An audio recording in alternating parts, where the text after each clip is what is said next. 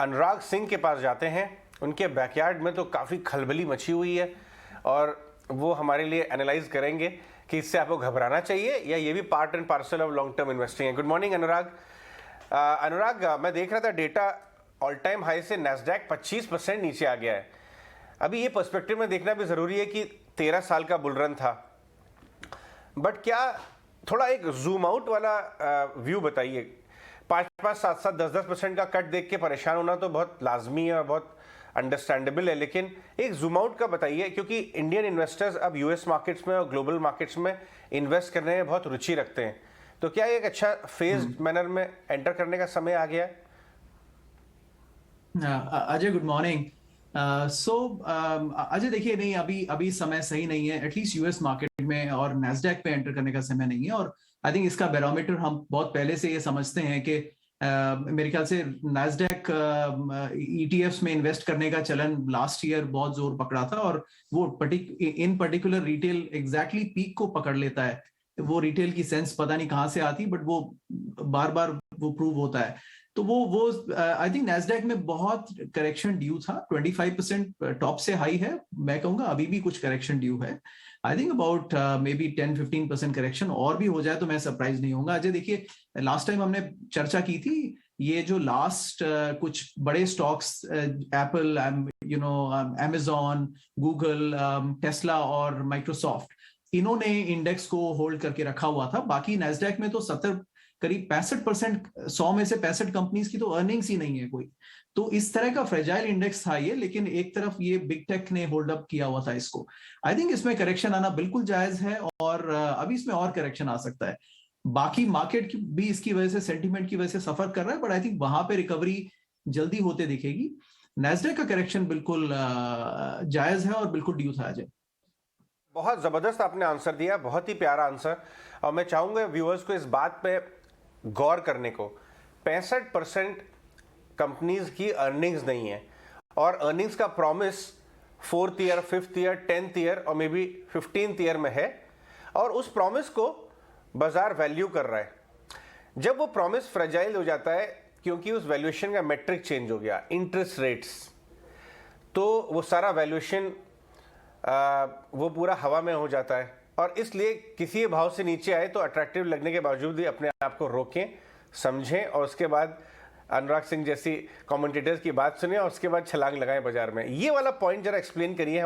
हमने इस डेटा पे काम किया है कि कैसे जब फार आउट प्रॉफिटेबिलिटी का प्रॉमिस पूरा शेकन हो गया, क्योंकि अर्निंग तो थी नहीं और डिस्काउंटिंग हो रही थी इंटरेस्ट रेट से, वो डिस्काउंटिंग फैक्टर ही बढ़ गया इंटरेस्ट रेट, तो उसके ऊपर थोड़ा सा एक्सप्लेन करें। तो अजय, उसका सिंपल एक्सप्लेनेशन ये रहता है कि मार्केट हमेशा एक स्टेबल मार्केट्स में ग्रोथ सर्च करता है। तो देखिए, बिकॉज जो कंपनीज नोन बिजनेसेस में हैं और काफी सालों से प्रेडिक्टेबल हैं, और एटलीस्ट मैच्योर मार्केट जैसे यूएस है, वहां पर 2% की जीडीपी ग्रोथ होती है, तो कंपनीज की ग्रोथ भी तकरीबन 5-6% होती है। तो वहां पे लोगों को एक्साइटमेंट कम दिखता है। तो ऐसे में कोई भी ब्रेक थ्रू मॉडल आता है जो 20-30% ग्रोथ देता है ईयर ऑन ईयर, तो वो 2 साल भी देते तो लोग उसको काफी फ्यूचर में प्रोजेक्ट कर लेते हैं। तो एक तो ये टेंडेंसी है हमारी, और इसमें काफी मोमेंटम इन्वेस्टमेंट बैंक्स भी बिल्डअप करते हैं। तो एक तो ये थोड़ा एक और ऐसे में जैसे ही फ्रेंजी आती है, हमें उससे बचने की भी जरूरत होती है। वो हमने हिंदुस्तान के आईपीओ में भी वही देखा। दूसरा ये है कि अजय, जो आपका पॉइंट ये है कि इंटरेस्ट रेट अगर सरकार 0 पर ले आती है और मनी की कोई कॉस्ट नहीं होती है, तो देखिए सब कुछ मनी की कॉस्ट पर है। अगर मनी की कॉस्ट मुझे कोई इंटरेस्ट देना नहीं पड़ रहा है, तो मैं फिर वहां लगाऊंगा जहां मुझे सबसे ज्यादा ग्रोथ दिख रही है, बजाय कि जो प्रेडिक्टेबल ग्रोथ कंपनीज है वहां पे कोई एक्साइटमेंट नहीं दिखता। तो आई थिंक ये कॉम्बिनेशन में ये एक फ्रेंजी बन जाती है अजय, जो आई थिंक पिछले 2 साल में हमने देखा, और इसमें रिटेल बहुत जोर शोर से मार्केट में जंप किया, और इसका कुछ पोर्शन देखिए बहुत स्पेक्युलेटिव एसेट्स में भी चला जाता है, जो बिटकॉइन वगैरह। आई थिंक जो आपने देखा वो भी इवेंचुअली डे ऑफ रेकनिंग उनके लिए भी मुझे लगता है देर सबेर आएगा ही। तो ये एक फ्रेंजी आ जाए, ये साइकिल है, बट आई थिंक इस साइकिल से जो निकल के मजबूत होके निकलते हैं इन्वेस्टर्स, वो लॉन्ग टर्म में बहुत अच्छे इन्वेस्टर्स बनते हैं, क्योंकि इसके बिना फिर लर्निंग भी नहीं आती है। आपको इस साइकिल के थ्रू निकलना ही है, तभी आप एक अच्छे निवेशक बन पाते हैं। Morning, Anurag. Mansi this side. Pleasure to have you, and real good insights coming from your side. Now that you are with us, inflation के front पर काफ़ी ज़्यादा ऑफ कोर्स बाजार is looking for a direction, और inflation जो है लगातार दुनिया भर के जो बैंक्स हैं वो अपने टारगेट्स बढ़ा रहे हैं। भारत में भी अगेन अप्रैल में इन्फ्लेशन डेटा कैसा आएगा, ये एक सबसे बड़ा कश्मकश भरा सवाल है। और इन्फ्लेशन क्या और ज़्यादा बढ़ती दिखेगी, क्योंकि इंग्लैंड सेंट्रल बैंक ने भी 2022 के इन्फ्लेशन टारगेट 5.75 से 10% तक बढ़ा दिए, जिसका एक असर है जो कि मार्केट्स पर हम देख रहे हैं। या मानसी, गुड मॉर्निंग। देखिए मानसी, ये ट्रेंड तो हर मार्केट में है, बट आई थिंक मैं ये व्यू काफी टाइम से मेंटेन करता हूं कि सिनेरियो हर देश के अलग हैं। अभी हम 2-3 महीने पहले हमारी बातचीत पे जाएं तो यूएस में इन्फ्लेशन था यूक्रेन वॉर से पहले, लेकिन यूरोप में इन्फ्लेशन नहीं था। तो वहां का सेंट्रल बैंक तभी भी इजी मनी पे उतना हॉकिश व्यू नहीं दे रहा था, और हिंदुस्तान की प्रॉब्लम्स थोड़ी और अलग हैं। अभी because of energy crisis Europe में इन्फ्लेशन आ गया, बट वो फूड एंड एनर्जी का ही इन्फ्लेशन है और कमोडिटी इन्फ्लेशन है, बट उसके अलावा उनके यहाँ वेज इन्फ्लेशन नहीं है।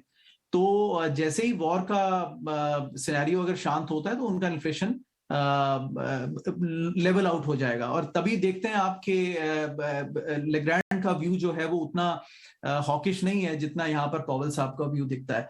यूएस की प्रॉब्लम अलग है, जहां पे इनको डिमांड किल करनी है, और आई थिंक वो टेपर ऑफ हो रहा है। अभी इंडिकेशन से देखिए, कहना बहुत अर्ली होगा, लेकिन इंडिकेशंस हैं कि back to back on a larger base inflation US में अब टेपर ऑफ होता दिखेगा, और उसका इफेक्ट दिख रहा है बिकॉज हाउसिंग लोन्स महंगे हो गए और हाउस रिफाइनेंस बंद हो गए हैं। तो आई थिंक उसका इंपैक्ट आता है। हिंदुस्तान में मैं भी थोड़ा सरप्राइज हुआ मानसी, ये कहना चाहता हूं, बिकॉज हिंदुस्तान का सिनेरियो डिफरेंट है। हमें डिमांड किल करने की जरूरत नहीं है, हमें डिमांड क्रिएट करने की जरूरत है, और मैं इस हॉकिश स्टैंड से थोड़ा सा सरप्राइज हुआ। मुझे अभी भी लगता है कि शायद गवर्नर साहब ने एक टोन चेंज किया है just to give a signal to the market, but उम्मीद है कि आगे वाले रेट हाइक्स में वो थोड़ा नरमी बरतेंगे, बिकॉज हमारी समस्या वो नहीं है जो डेवलप्ड मार्केट्स की है, और हिंदुस्तान ने उतना स्टिमुलस भी ऐसे डिस्ट्रीब्यूट नहीं किया जो डेवलप्ड मार्केट्स ने किया है। तो यहाँ पर मैं तीनों को थोड़ा अलग नजरिए से देखता हूँ मानसी।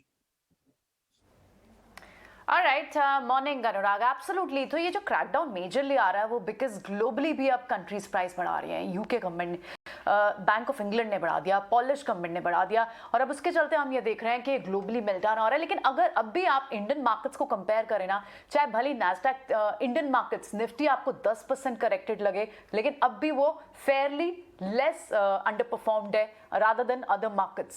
इस पर क्या व्यू बनता है? I'm sure we are tracking more on US markets and global markets here, लेकिन इंडियन मार्केट्स पे अब भी इंटरेस्ट ओवरऑल ओवरसीज से इंटरेस्ट अब भी इंटैक्ट है। What's your view on that? बिल्कुल।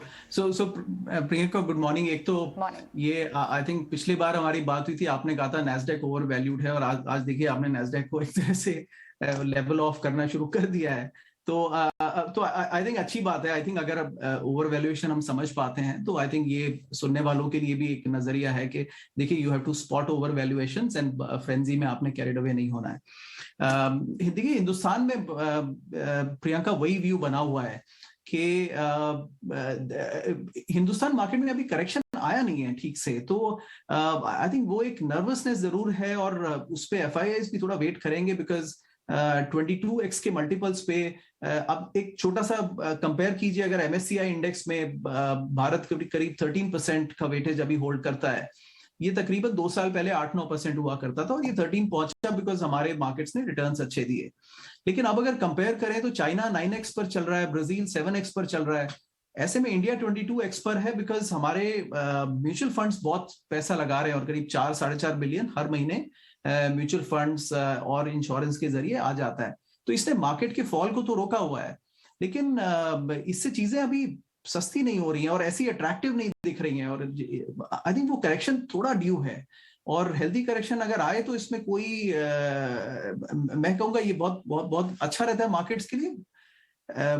क्रैश नहीं होना चाहिए, लेकिन मैं उम्मीद करता हूं कि थोड़ा करेक्शन आए तो हमारे लिए बेहतर होगा, और उससे फिर ये साइकिल भी रिवर्स हो जाएगा एफआईआईज के निकलने का, और इसमें भी कुछ ठहराव आएगा।